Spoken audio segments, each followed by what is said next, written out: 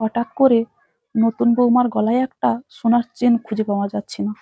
আমার মেয়ে বলল, বাবার দেওয়া এত গয়না, এত জিনিসপত্র দেখিয়ে লোককে বড়াই করার এত কি আছে?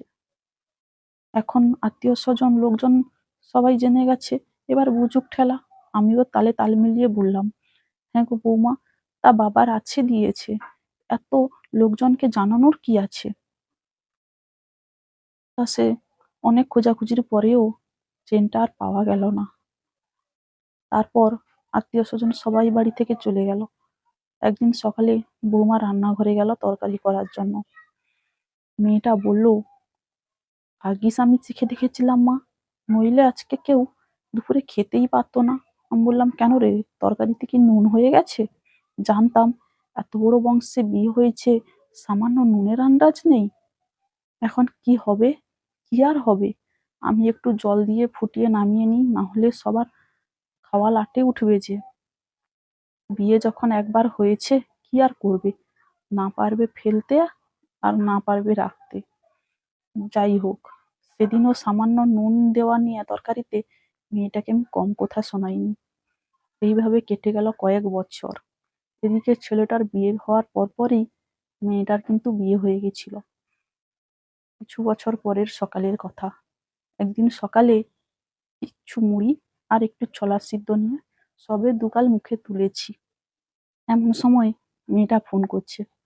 ফোনটা ধরতেই বলল, কি করছো মা? বললাম, খাচ্ছি। বলে, কি খাচ্ছ? বললাম, ছোলা সিদ্ধ আর মুড়ি। তখন মেয়েটা বলল, মহারানী কি এতটুকু রুটি তরকারিও করে দিতে পারেনি? আর তুমিও হয়েছো, আজকাল বৌমাকে একটা কথাও বলো না। বৌমাকে একটু শাসনে তো রাখতে পারো নাকি? আফটার অল তুমি তো শাশুড়ি। শুনে আমি বললাম, আমারও তো 1 মাস ধরে শরীর অসুস্থ। কই, তুই তো একবারও এলি না দেখতে। একবার আয়, দেখে যা। কবে আসবি? তুই এলে বৌমাকে একটু বাপের বাড়ি পাঠিয়ে দেব। বেচারি খেটে খেটে ক্লান্ত হয়ে পড়েছে। শুনে মেয়ে বলল, কি যে বলো মা, আমি ইংলিশ নিয়ে পড়াশোনা করছি, আর তুমি তো জানো এখনকার কম্পিটিশনের যুগে একদিন অ্যাবসেন্ট হয়ে গেলে রক্ষে নেই। আর আমি কিনা কয়েকদিনের জন্য তোমার কাছে যাব, আর তোমার বৌমারই বা এত ঘন ঘন বাপের বাড়ি যাওয়ার কি আছে? এবার একটু দায়িত্ব নিতে শিখুক। আমি বললাম, থাক, এই বুড়ো বয়সে তোর কাছ থেকে আর দায়িত্ব জ্ঞানের পাঠ শুনতে চাই না। রাখছি এখন, নইলে চাটা ঠান্ডা হয়ে যাবে। আদা দিয়ে হালকা মিষ্টি লিকার চা করে দিয়ে গেছে বৌমা, যেমনটা ডাক্তার বলেছিল। একদিনও রুটিনের এদিক ওদিক হয়নি। অপারেশন হয়েছে 1 মাস হয়ে গেল। তারপর থেকেই আমার খাওয়া দাওয়া, স্নান, ওষুধ, কত কিছুই না করছে মেয়েটা। আসলে দাদার বিয়ের পর থেকে আমার মেয়েটার যেন তার বৌদির ওপর চোখ লাল হয়ে গেছে। সে মনে করেছে তার জায়গাটা হয়তো তার বৌদি এ বাড়িতে পাকাপাকি ভাবে নিয়ে নিল। হিংসায় জ্বলতে জ্বলতে আমিও কতটা খারাপ হয়ে গেছি। বৌমাকে রান্না করতে দিতাম, অথচ কোনোদিনও তার প্রশংসা করতাম না। বাড়ির সব কাজ করাতাম, কিন্তু কোনোদিন জিজ্ঞেস করতাম না সে কেমন আছে। এই জন্য ভগবান হয়তো আজকে আমাকে এমন একটা দিন দিয়েছে। এখন এই 1 মাস ধরে এই বিছানায় পড়ে পড়েই আমাকে তার কাছ থেকে সেবা নিতে হচ্ছে।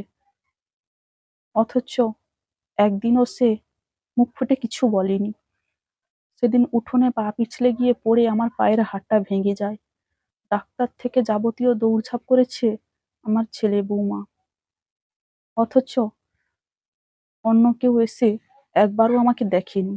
বিছানায় পড়ে থাকা অবস্থায় একটা মানুষের 5 মাস খাটা মুখের কথা নয়।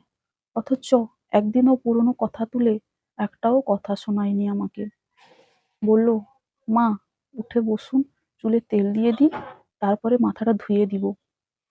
আমার মনে ভাবনায় পরিবর্তন এলো, চিন্তাধারা বদলে গেল। হাতটা ধরে বললাম, কি করে মা ডাকতে পারছিস এত গভীর ভাবে? কম অবহেলতা করিনি তোকে, কেন করছিস এসব? শুনে বৌমা হেসে বলল, করার কর্তব্য, করার ইচ্ছা থেকে করছি।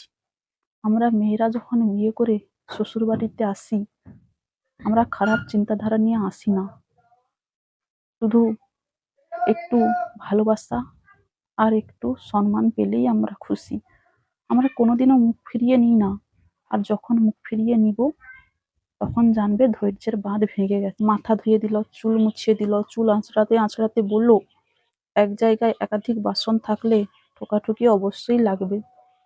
আমি আপনাকে দেখে রাখবো, আমি আপনার যত্ন আত্তি করব, আপনাকে ওষুধ খাওয়াবো, বাইরে থেকে কেউ আসবে না দেখতে। তাই লোকের কথা শুনে নিজের মনটাকে ভারী করবেন না। আপনার যদি কোনো বিষয় নিয়ে মাথা গরম হয় তাহলে আমার সঙ্গে কথা বলে মাথা ঠান্ডা করে নেবেন। তাই তো প্রতিটা সংসারে যদি এইরকম স্নেহ, ভালোবাসা, শ্রদ্ধা সবার প্রতি থাকে তাহলে ঠোকাঠুকির আর কোনো আস্থাই থাকে না। ভিডিওটা ভালো লাগলে একটু শেয়ার করে দিও।